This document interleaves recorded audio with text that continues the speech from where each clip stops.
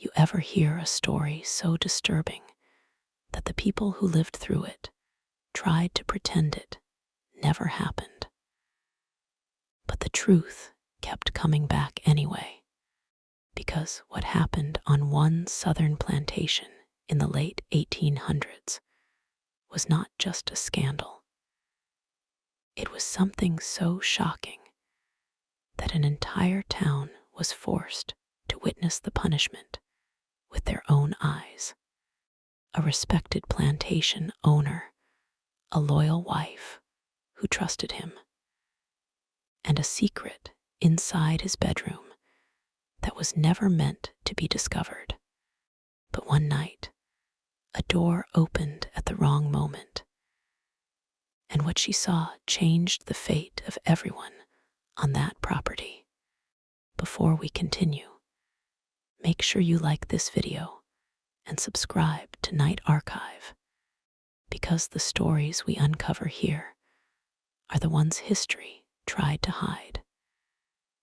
And this one only gets darker the deeper you go. In the southern countryside, far from the growing cities, there stood a large plantation surrounded by fields that seemed to stretch forever.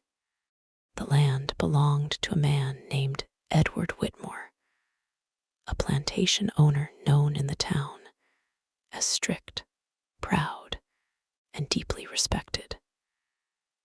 People believed he had everything a man could want at that time: money, land, power, and a beautiful wife named Eleanor. From the outside, their life looked perfect. Every Sunday, they sat in the front row at church.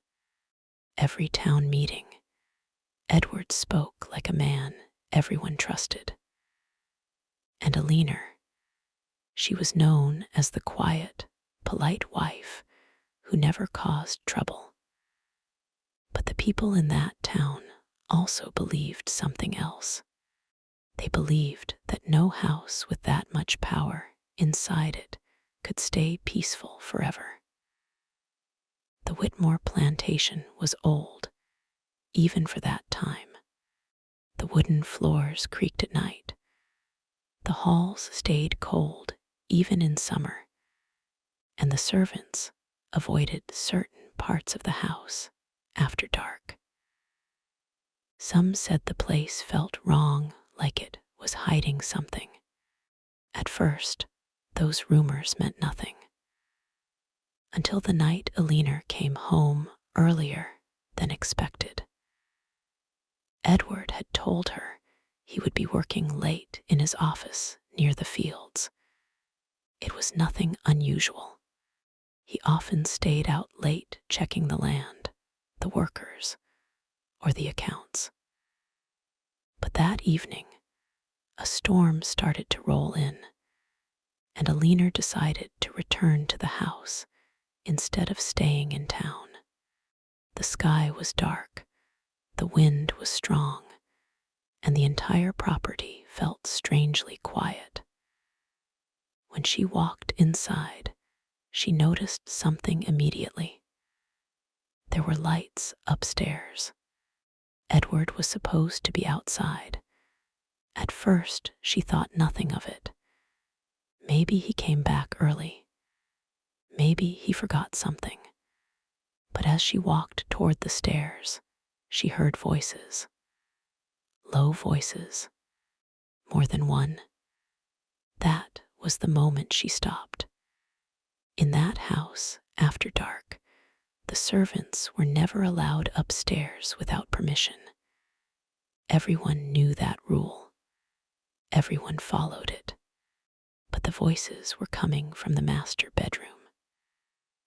Eleanor slowly walked up the stairs, one step at a time. The sound of the storm outside covering the noise of the floorboards. The closer she got, the clearer the voices became. She could hear Edward, and she could hear other men. Her hand stopped on the bedroom door. For a moment she stood there, not moving, as if her mind already knew that whatever was behind that door would change everything. Then the door opened. What she saw inside was something she never told anyone directly, but the story spread anyway. Edward Whitmore was in the room with 3 of the male slaves from the plantation. The room was in complete disorder, the bed sheets thrown aside, clothes on the floor, candles burning low. No one spoke. No one moved. For a few seconds, the entire room froze. Edward looked at his wife with a face that showed something no one in town had ever seen before. Fear, not anger, not pride, fear. Alina did not scream. She did not cry.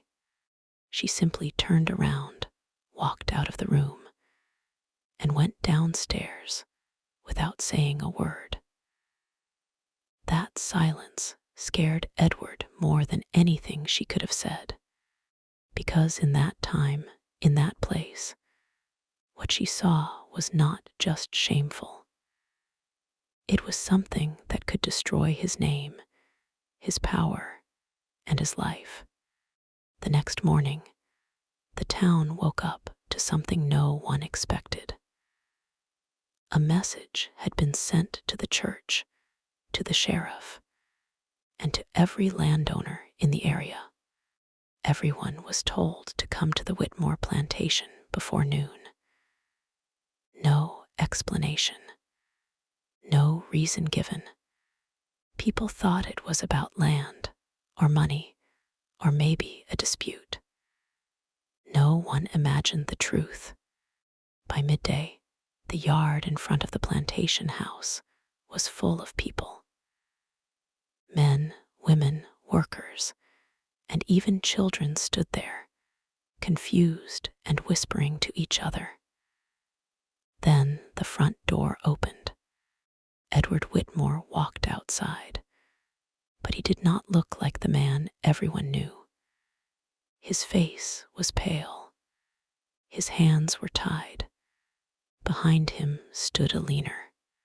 She was dressed in black, her face completely calm, holding a paper in her hand. The crowd went silent. She began to speak. Her voice was steady, clear, and cold.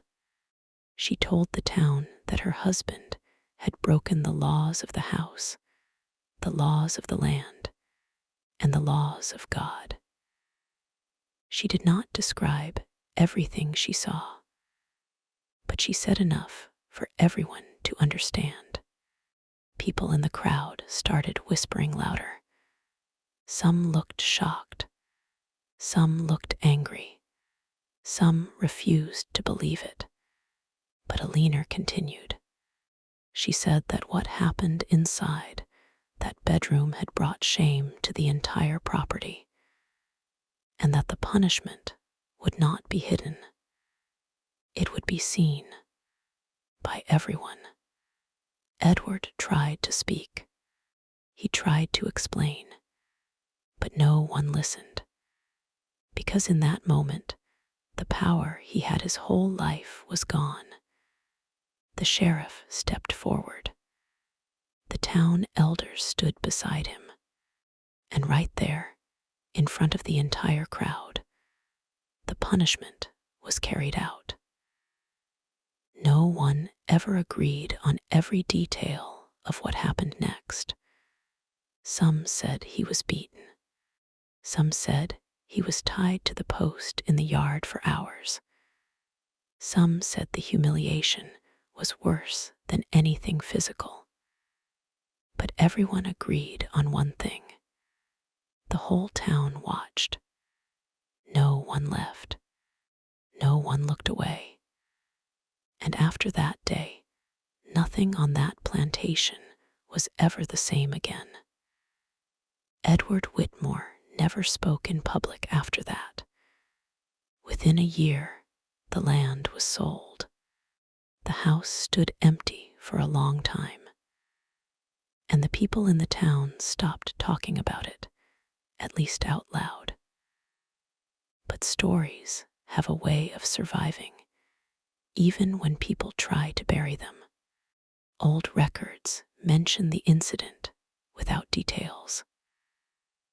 Letters from that time talk about a public disgrace no one wanted written down, and the Whitmore Plantation slowly became one of those places people pointed at from the road, but never visited. Some say the house stayed empty because of what happened that night. Others say it stayed empty because the town never wanted to remember the day they were all forced to watch.